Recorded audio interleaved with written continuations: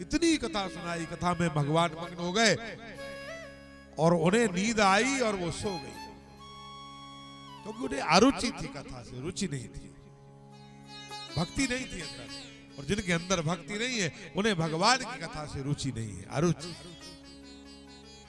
सो गई। वहीं पर एक सुख का अंडा रखा था, सुख माने तोता होता है, तोते का अंडा रखा था, उस तोते के अंडे के अंदर जीव पड़ गया, अंडा फूटा।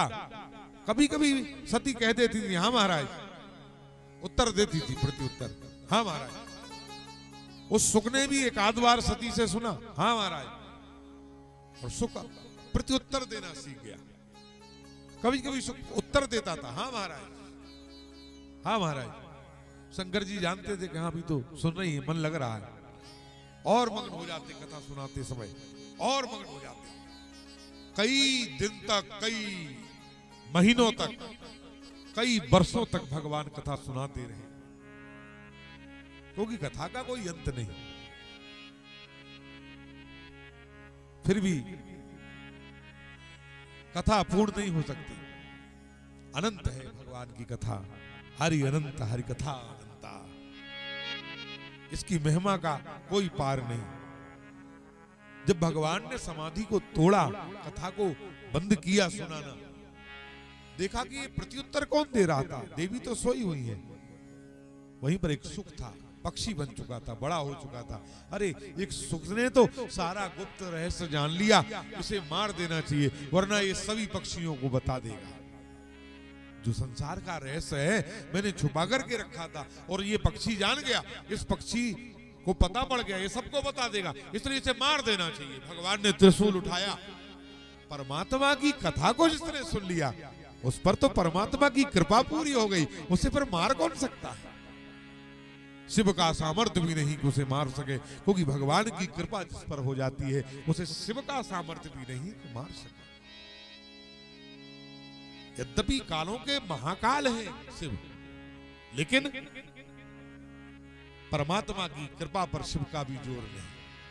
इसलिए तीनों लोकों में घूमता हुआ सुख आया व्यास जी के आश्रम में, और अरणी देवी जिनकी पत्नी थी उनने उस समय जमाई ली, मुंह खोला, अपने शरीर को त्याग करके वो तोते का आत्मा, उसकी आत्मा अरणी के गर्भ में प्रवेश कर गई, तोते का शरीर छोड़ दिया उसने।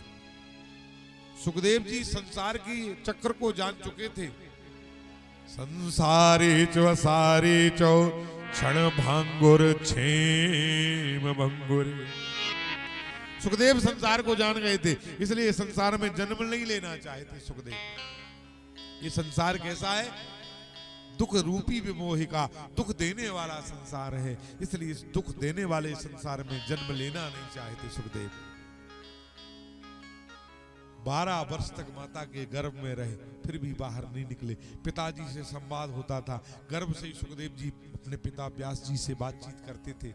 व्यास जी ने कहा पुत्र तुम्हें जन्म लेना चाहिए। सुखदेव जी महाराज बोले पिताजी मैं जन्म लूंगा तो मुझे और आपको दोनों को माया व्याप्त हो सकती है। क्या पुत्र, अरे मैंने 4 वेद 6 शास्त्र 18 पुराणों की रचना की, मुझे कैसे माया व्याप्त होगी। कहा पिताजी ये संसार ऐसा है, माया व्याप्त हो जाती है। कहा तुम जन्म लो, मैं तुम्हें रोकूंगा टोकूंगा नहीं। पिताजी मेरा जन्म हो जाएगा तो आपको पुत्र मोह हो जाएगा, आप मुझे रोकोगे, नहीं जाने दोगे। नहीं पुत्र मैं तुम्हें नहीं रोकूंगा, मैं जानता हूं संसार में ना कोई किसी का पुत्र है, ना कोई किसी का पिता है, ना कोई किसी का भाई है, ना कोई किसी की पत्नी है। इस संसार में किसी का कुछ भी नहीं है, मैं जानता हूं इस बात को। कहा जानते हो तो पिताजी मैं जन्म लेता हूं। परम ज्ञानी आत्मा सुखदेव जी ने माता अरणी के गर्भ से जन्म लिया। 12 वर्ष की अवस्था के बाद में माता के गर्भ से प्रकट हुए, अपना नरा को लपेट करके तपस्या करने को जाने लगे। पिताजी जैसे ही अपने पुत्र को देखे और पुत्र मोह व्याप्त हो गया। यम प्रभु जंतम अनुपेतम अपेत कृत्यौ तुई पाइनो बिरहिका तरया जुहावा। अरे पुत्र, अरे पुत्र, अरे इतने जल्दी मत जाओ, तनिक 2-4 महीने 2-4 साल रुक जाओ। अरे तपस्या करने के लायक हो जाओ फिर तपस्या करना, अभी तपस्या के लायक नहीं हो, तुम बच्चे हो।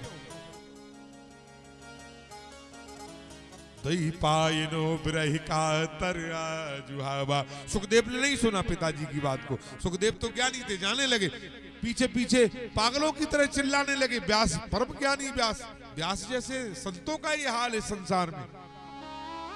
पुत्रेति तन्मय तया तरवो भिनेन्दु दुस्त सर्वभूत हृदय मुनिमान तोस्मी। महाराज पुत्र पुत्र चिल्ला करके पीछे दौड़े। पुत्र मोह व्याप्त हुआ, कहा पिताजी कौन किसका पुत्र, क्या कह रहे हो आप, जागो। अरे संसार कैसा है, स्वप्न संकासम, सपने के समान है, सपने से जागो। तस्मा जाग रही, इसलिए जाग जाओ पिताजी। कौन किसका पुत्र है, आप पुत्र पुत्र चिल्ला रहे हो। एक बार की बात है, इसी कथा को नेमिसारण नाम के तीर्थ में सौनकादिक ऋषि 88,000 ऋषि महात्मा सूत जी महाराज के मुख